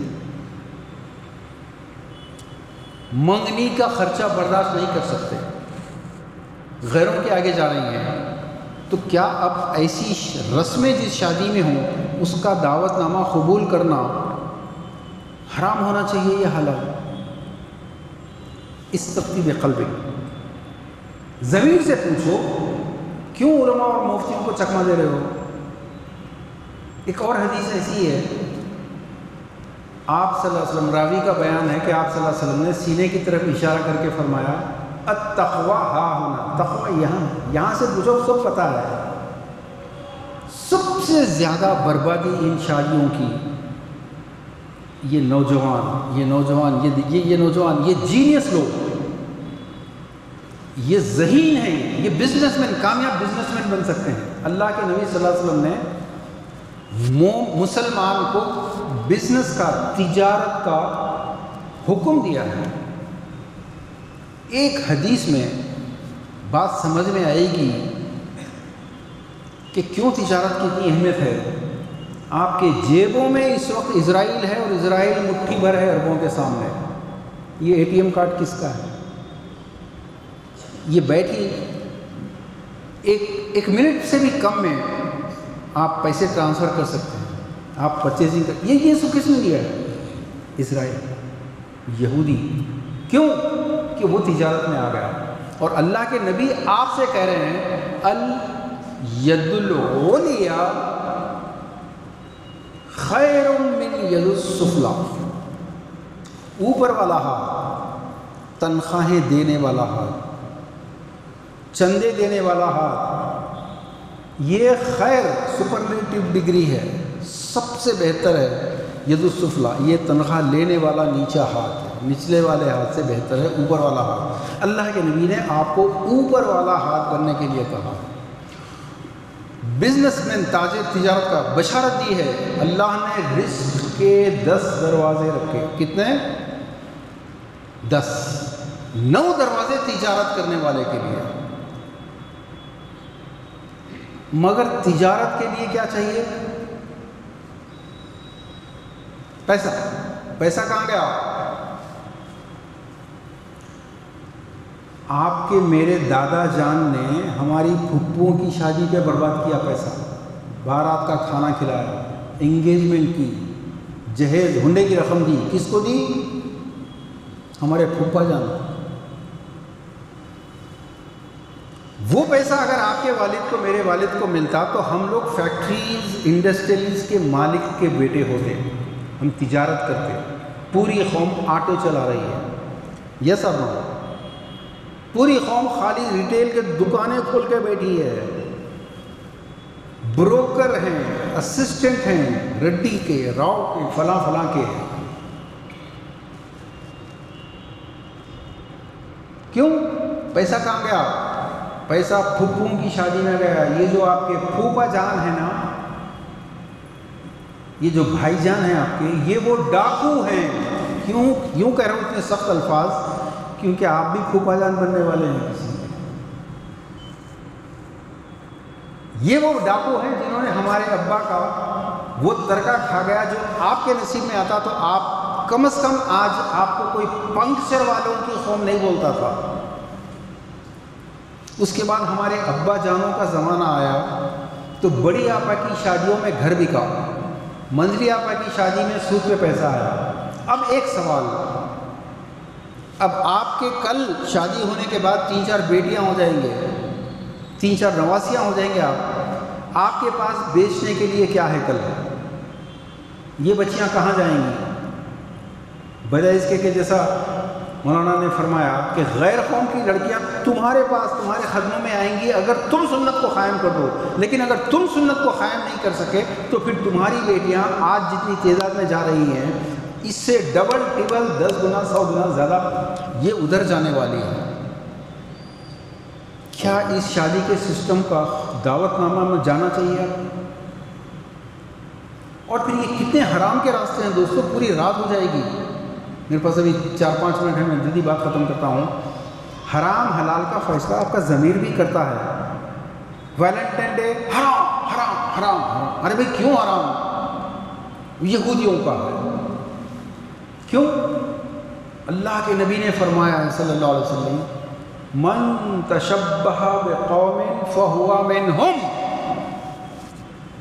جس قوم کی تم نقل اختیار کرو گے تم قیامت کے روز اسی قوم میں سے اٹھائے جاؤ گے۔ حالانکہ اس میں بھی ویلنٹائن ڈے میں بھی تحفے دیے جاتے ہیں، بار بار نہیں آتا، سال میں ایک بار آتا ہے سیزن، مٹھائیاں کھلائی جاتی ہیں اور پھر ہر چیز خوشی سے ہوتی ہے۔ آپ نے کبھی کوئی دیکھا ویلنٹائن ڈے کو گن پوائنٹ پر چلو ویلنٹائن ڈے مناؤ گے؟ ہوا ایسا کبھی؟ آپ مسکرا رہے، کچھ ارادے اچھے نہیں لگ رہے آپ کے۔ مگر یہودیوں کی نقل ہے حرام، تو بھائی یہ شادیاں کس کی نقل ہے؟ آپ کے چچا جان ہیں۔ یہ منگنی کس نے لائی تھی؟ یہ اکبر اعظم کے دربار میں مہارانی جودھا بائی لائی تھی، جس کی سنت پہ آپ اتنا سختی سے عمل کر رہے ہیں۔ مولانا صاحب لوگ کہہ رہے ہیں کہ نہیں بھی آپ صحیح بول رہے ہیں، لیکن کیا ہے کہ وہ اللہ کے نبی کے دور وہ کلچر الگ تھا، آج الگ ہے۔ اس کا مطلب صاف یہ ہے کہ میں اس کلچر پہ نہیں چل سکتا، سوری۔ گستاخی رسول اگر کوئی کرے، وہ جو بولتے ہیں لوگ فلاں گستاخی فلاں گستاخی، گھروں سے نکل آ رہے، مسجدوں کو جلا دے رہے، بسوں کو آگ لگا دے رہے، گستاخی رسول پہ۔ یہ کیا گستاخی نہیں ہے کہ آپ مان رہے ہیں کہ یہ غلط سسٹم ہے، لیکن اپنی بیٹی کی شادی یا اپنے بہن کی شادی میں مجبور ہیں یہ بول کے کہ بھئی وہ کلچر الگ تھا، یہ کلچر الگ ہے۔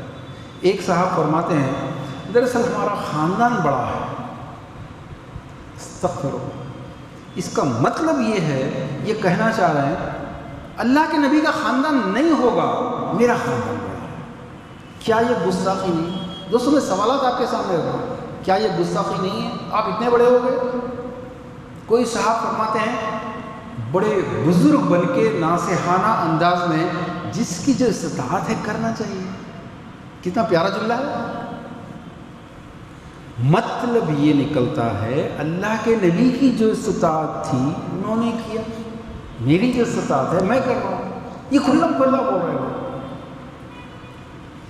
میرے دوستوں اس سے بڑی بدعتیں اور کیا ہیں؟ کل بدعۃ ضلالہ، کل ضلالۃ فی النار، سب سے بڑی بدعت۔ ابھی ہم نے پچھلے 1 سال پہلے پنجاب کے امام شاہی امام محمد عثمان لدھیانوی صاحب کو حیدرآباد بلایا، ایک ہی ٹاپک دیا، کیا مشرکانہ رسومات کی شادیوں کا دعوت نامہ قبول کرنا جائز ہے؟ اور شاہی امام صاحب نے 2 گھنٹے 15 منٹ کی تقریر کی، مدلل، اور حوض کوثر پر انہوں نے اینڈ کیا، آدھا گھنٹہ انہوں نے بخاری اور مسلم کی 50 سے زیادہ حدیثیں حوض کوثر کے بارے میں ہیں، اور حاصل یہ ہے کہ جب اپنا نامہ اعمال لے کے ہر شخص پریشان ہوگا، یا امتی کی آواز آئے گی، نبی صلی اللہ علیہ وسلم پکاریں گے، آؤ میری امت آؤ شفاعت کے لیے، فرشتے بیچ میں پارٹیشن کھڑی کر دیں گے، دیوار کھڑی کر دیں گے، اور کہیں گے کہ یا رسول اللہ، ان لوگوں نے آپ کے دنیا سے پردہ فرمانے کے بعد آپ کے دین میں نئی نئی چیزیں ایجاد کی تھیں، ہر نئی چیز، جس میرا سبجیکٹ ہے یہ سانچک، یہ منگنی، یہ شادی کے دن لڑکی کے باپ سے کھانا، یہ جہیز خوشی سے، یہ خودداروں کی قوم ہے، یہ خوددار بغیرت نہیں ہے مانگنے والے، یہ کہتے ہیں ہم کو نہیں چاہیے، ہم نہیں لیتے، ہمارے خاندان میں لیتے ہی نہیں ہیں، اتنے خوددار۔ ہاں اپنی بیٹی کو جو چاہے دے لو آپ خوشی سے۔ تو کل حوض کوثر پہ جب یہ شادی کے دن کا کھانا ایجاد کرنے والے یہ لوگ جب پیش کیے جائیں گے تو اللہ کے نبی صلی اللہ علیہ وسلم فرمائیں گے سحوقاً سحوقاً، دفع کرو ان کو، نکالو یہاں سے، دھتکاریں گے، بدل بعدی، میرے بعد تم نے دین میں بدل دیا، ان کو دفع کرو۔ اب کون ہے آپ کی شفاعت کرنے والا؟ آپ کے سمدھی، آپ کا داماد؟ اگر وہ کر سکتا ہے تو ضرور کیجئے جو بھی کر رہے ہیں، یا منیمم لیول پر آپ اتنا تو کر سکتے ہیں کہ ایسی منکرات کی شادیوں کا، ایسی حرام کاریوں پر مشتمل رسومات والی شادیوں کا دعوت نامہ دیکھ کر اگر آپ کی زبان سے یہ جملہ نہیں نکلا کہ بھائی میں معافی چاہتا ہوں، بے انتہا معذرت چاہتا ہوں، یہ شادی میرے نبی کے طریقے پہ نہیں ہے، میں نہیں آ سکتا، یہ ہے جہاد اس دور کا۔ اور سوال آپ سے یہی ہے کہ کیا ایسا نہیں کہنا چاہیے؟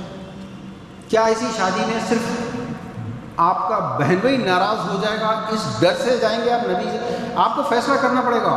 اگر دو کینڈیڈیٹ الیکشن میں کھڑے ہیں اور ووٹ ایک ہے تو آپ دونوں کو ووٹ نہیں دے سکتے، ایک کو ووٹ دوسرے کو ویٹو۔ اسپیلنگ وہی ہے، ووٹ کے کیا اسپیلنگ ہے؟ VOTE ووٹ، ویٹو کے کیا ہے؟ VETO۔ ایک کو ووٹ دیں گے تو دوسرا آٹومیٹک ویٹو ہو جاتا ہے۔ آپ کے سامنے دو لوگ ہیں، ایک طرف اللہ کے نبی ہیں جو فرما رہے ہیں سب سے بہترین نکاح وہ ہے جو معلوم نام کو سب سے کم خرچ ہو، ان اعظم النکاح ایسرہ مؤونہ، سب سے بہترین نکاح وہ ہے سب سے کم خرچ ہونا۔ دیکھنے والا بولا یہ نکاح، ارے یہ تو میں کر سکتا ہوں، یہ سب سے بہترین ہے۔ بہترین کا اپوزٹ کیا ہوتا ہے؟ جزاک اللہ، بدترین۔ تو اسی حدیث کو لاجیکلی دیکھو، سب سے بدترین نکاح وہ ہے جو جس میں خرچ زیادہ ہے۔ اب آپ کے پاس دو آپشن ہیں، اللہ کے نبی فرما رہے ہیں کہ سب سے بہترین نکاح ہے تو ایکسیپٹ کر لو۔ آپ کے سامنے دعوت نامہ لانے والا کھڑا ہے، بہت قریبی رشتہ دار ہے، بزنس پارٹنر ہے، بڑی آپ کی اس کے ساتھ انٹرسٹ وابستہ ہے، وہ کہہ رہا ہے کہ نہیں اس میں منگنی ہے، کوئی کہہ رہا ہے منگنی نہیں ہے۔ ہم شریف لوگ ہیں، ہم نے صرف حیدرآباد میں، آپ کو بڑی ہنسی آئے گی سن کے، حیدرآباد میں مانگنے کا ایک انوکھا طریقہ ہے، شاید یہاں بھی ہوگا، وہ جہیز مانگتے نہیں ہیں، وہ صرف آپ اخبار سیاست میں اتوار کے دن 300 سے زیادہ ضرورت رشتہ کے اشتہار چھپتے ہیں، تمام کو غور سے پڑھیے۔ لڑکی والے لکھتے ہیں معیاری شادی دی جائے گی، لڑکے والے لکھتے ہیں کچھ بھی نہیں چاہیے، شادی معیاری ہو۔ اچھا کس کا معیار یہ نہیں لکھتے، میرے نبی کا معیار کسی نے نہیں لکھا آج تک کے، تو پھر کون سا معیار؟ اب سمجھ آئیے۔ تو میرے دوستو آپ کو یہ کہنا پڑے گا کہ میں معافی چاہتا ہوں، یہ شادی میرے نبی کے طریقے پہ نہیں ہے، میں نہیں آ سکتا، یہ جملہ اصل ہے جس کی خاطر میں آپ کے سامنے کھڑا ہوں۔ اکثر لوگ یہ کہتے ہیں کہ میں تو صرف نکاح میں جاتا ہوں مسجد میں اور نکل جاتا ہوں، کوئی صاحب فرماتے ہیں صرف میں ولیمہ میں جاتا ہوں کیونکہ وہ مصنون ہے، نکل جاتا ہوں۔ بھائی گندگی ہوتی ہے نا، پورے 1000 ml کے بوٹل میں 1 ml کی گندگی ملائے تو پوری بوتل پھینکتے یا نہیں پھینکتے؟ ویسے ہی پہلی بات تو یہ اچھی طرح سمجھ لیجیے کہ لفظ شادی خود ایک بدعت ہے۔ یہ لفظ تو ایران سے آیا ہے، شادمانی اس کو کہتے ہیں کہ آدمی خوشی کے موقع پر آپے سے باہر ہو کے کچھ بھی کر لے۔ کیوں؟ یہ بھی مشرکوں کا عقیدہ، شادی زندگی میں ایک بار ہوتی ارے تم مسلمان ہیں؟ نہیں، اور جنم کا رشتہ، اٹوٹ بندھن، ستی ہو جاتی ہے عورت۔ ایسا کچھ نہیں ہے، آپ کی بیٹی بہن ایسا معذور نہیں ہے، جانور نہیں ہے، کچھ نہیں ہے۔ مگر وہ جب زندگی میں ایک ہی بار آتی ہے شادی تو پھر آدمی آپے سے باہر ہوتا۔ حضرت علی رضی اللہ عنہ کا ایک قول اتنا پیارا ہے، ہم سب کو ہمارے رویوں کا آئینہ دکھاتا ہے۔ حضرت علی سے منسوب قول ہے، شریف آدمی کو غصے کے وقت آزماؤ اور رذیل آدمی کو خوشی کے وقت۔ خوشی میں آپے سے باہر ہو جاتا ہے، وہاں حلال و حرام کے، جائز ناجائز کے، اللہ کے رسول کو پسند ہے یا ناپسند ہے، یہ تمام حدیں توڑ دیتا ہے۔ تو یہ چیز شادیوں پہ اپلائی کریں گے تو یہ جو شادیاں ہیں، ارمان ایک ہی بار ہوتی ہے شادی زندگی میں، آدمی آپے سے باہر ہو رہا، وہ چاہے جہیز دیں وہ چھوڑیے، وہ شادیاں جن کے گھروں میں شادیاں ہونے والی ہیں بیٹا بیٹی کی، اس پورے 100-150 لوگوں کے مجموعے میں شاید 25 لوگ ایسے ہیں جن کے بیٹا بیٹیوں کی شادیاں باقی ہیں، لیکن یہ سارے 100-125 لوگ وہ ہیں جن کے گھر ہر مہینہ 1, 2, 5, 10 دعوت نامے آتے ہیں۔ یہ مشن ان سے منسوب ہے، ان سے مخاطب ہے جن کے پاس دعوت نامے آتے ہیں۔ اب یا تو اللہ کے نبی کو ووٹ دیں اور اس سے کہیں کہ میں معافی چاہتا ہوں، میں نہیں آ سکتا، اور اس شخص کو ویٹو کریں، یا پھر اپنے رشتہ دار کو ووٹ دیں کہ ہاں بالکل میں آؤں گا، گلے بھی لوں گا، مبارک تم نے اللہ کے نبی کی شان کی جو سنت تھی اس کو توڑا اور رام چندر جی کی سنت کو زندہ۔ سبحان اللہ، ماشاء اللہ، مبارک۔ یہ مبارک ہے یا نہیں ہے؟ بولیے، آپ اپنے زمین سے پوچھ کے بولیے، کس بات کی مبارکباد دے کر آ رہے ہیں آپ گلے مل کے؟ وہاں جا کر ایک نوالا حلق سے اتار کے آپ اس سسٹم کو انڈورس کر کے آ رہے ہیں۔ کوئی کہہ رہا ہے میں صرف ولیمے میں گیا، تم صرف ولیمے میں نہیں گئے، تم پوری شادی کو انڈورس کرے، کیونکہ شادمانی تھی وہ، لڑکی کو دیکھنے سے لے کر آخری رسم تک جتنے ایونٹس ہیں پورے ایک شادی ہے، اور آپ کسی ایک ایونٹ میں جا کے پوری شادی کو انڈورس کریں۔ کوئی صاحب کہتے ہیں کہ نہیں، جانا چاہیے، جا کے وہاں بولنا چاہیے کہ میں تو شرکت کیا لیکن میں کھانا نہیں کھاؤں گا، میں تو صرف کیونکہ یہ میرے نبی کے طریقے کے خلاف ہے میں اس لیے جا رہا ہوں واپس۔ بالکل بے وقوفی کی بات کر رہے ہیں آپ۔ 1000 آدمی کے مجموعے میں آپ جا کے دلہے کو یا دلہے کے باپ کو کیا بولے کوئی نہیں جانا۔ جتنے لوگوں نے دیکھا کہ ہاں یہ صاحب آئے تھے، کافی ہو گیا ان کے لیے کہ وہ بھی تھے میں بھی تھا۔ جب نمازی لوگ، پڑھے لکھے لوگ خود کہہ رہے ہیں کہ یہ غلط ہو رہا ہے، لیکن جب گھر کی شادی ہو رہی ہے، آپ شریک بھی ہو رہے ہیں، آپ منگنی بھی کر رہے ہیں، آپ سب کچھ کر رہے ہیں، تو آپ میں اور ان پڑھوں میں فرق کہاں ہوا؟ تو ان پڑھ بھی دیکھ کے یہ سمجھ رہا ہے کہ یہ ایجوکیٹڈ آدمی اس شادی میں شریک ہے تو جائز ہے بول کے آیا ہوگا نا۔ آپ اور وہ برابر ہو گئے پورے۔ دوستو، ہمارا 1 لائن ایجنڈا ہے۔ ظاہر ہے کہ ایسے بزرگوں کی علمیت کا میں مقابلہ نہیں کر سکتا، تفصیلات تو یہی بتائیں گے، لیکن ایک بات تو طے ہے کہ جب تک نکاح یا پوری شادی جس کو کہتے ہیں آپ، یہ اللہ کے نبی کے طریقے پہ نہیں ہوگا، جب تک یہ صحابہ کے طریقے پہ نہیں ہوگا، جب تک یہ اللہ کے نبی صلی اللہ علیہ وسلم کی بیٹیوں کے طریقے پہ نہیں ہوگا، مسلمانوں کی غربت، افلاس، بے دینی، شادیوں میں تاخیر، غیروں کے ساتھ بھاگنا، پراسٹیٹیوشن نئی یہ نوجوان نسل کا پوری کی پوری حقیر پیشوں سے وابستہ ہونا یہ ختم نہیں ہو سکتا. فیصلہ آپ کے ہاتھ میں ہے. اور اگر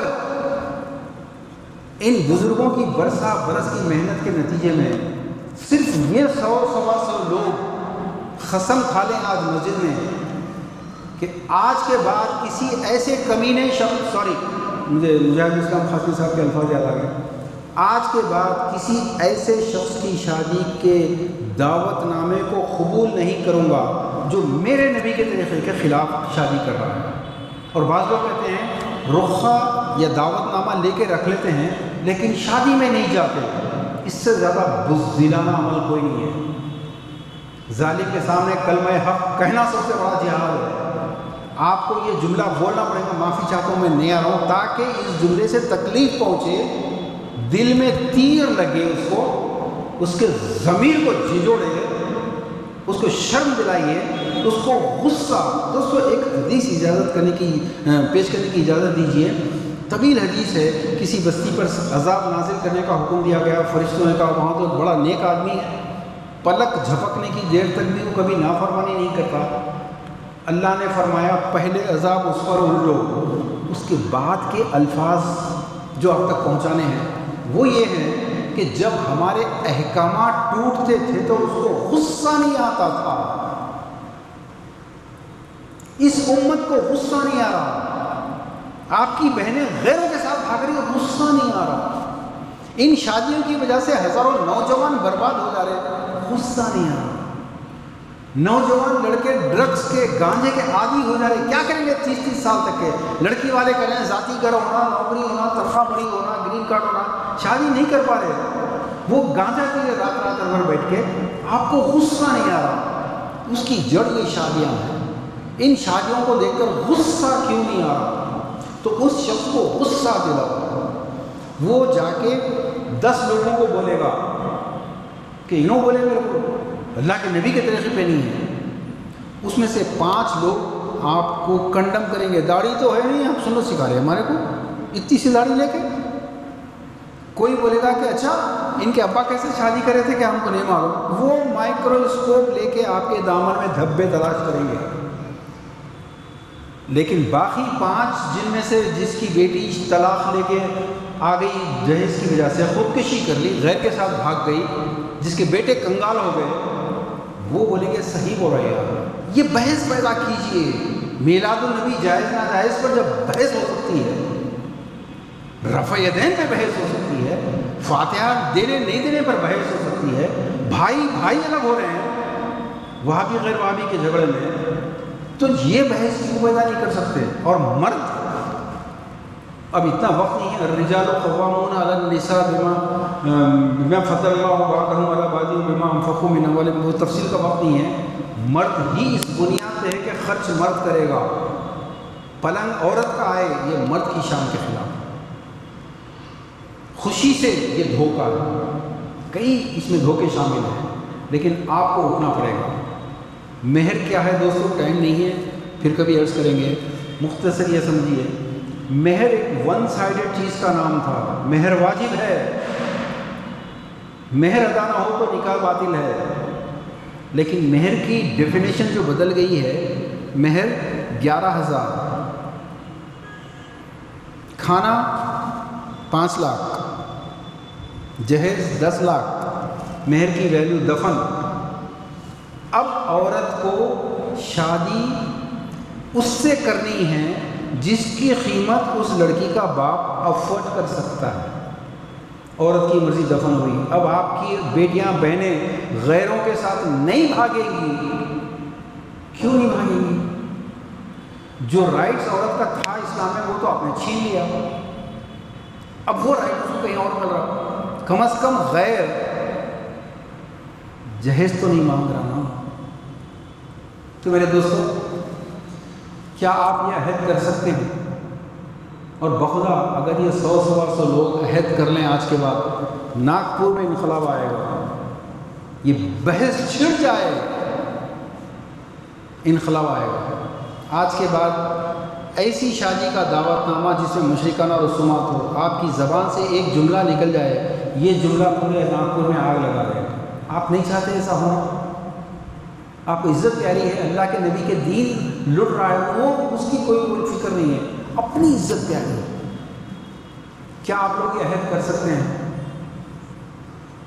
کیا میں اگر درخواست کروں کہ اتنی دور سے میں آیا ہوں آپ کی خاطر، میرے لیے صرف اگر آپ واقعی سچے دل سے اللہ کے گھر میں یہ کر سکتے ہیں کہ آج کے بعد ایسے گستاخانہ رسول کی دعوت کو، رخے کو واپس کروں گا یہ بول کے عہد کرتے ہیں، تو میرے لیے صرف تھوڑا ہاتھ اٹھا دیں بس۔